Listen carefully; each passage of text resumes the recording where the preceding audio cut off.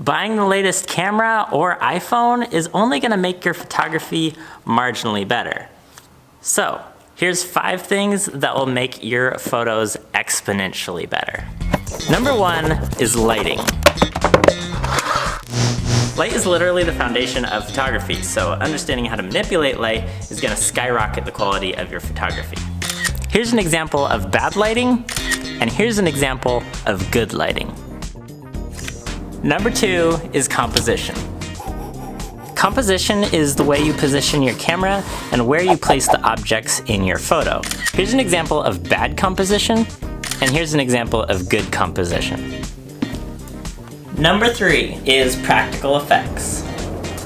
Practical effects don't all have to be smoke and lights, though that is pretty cool.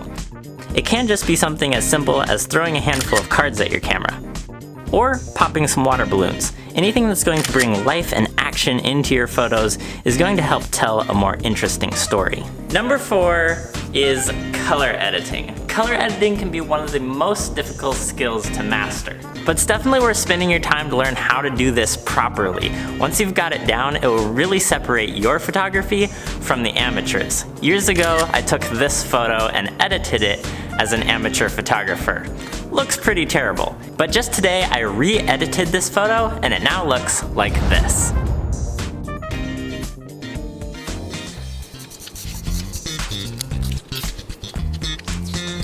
And last of all is number 5, which is Photoshop. Now, learning Photoshop might sound like a daunting task, but even learning the most basic techniques in Photoshop can take you a long ways. Something as simple as erasing an object out of a photo can open up a lot of creative opportunities.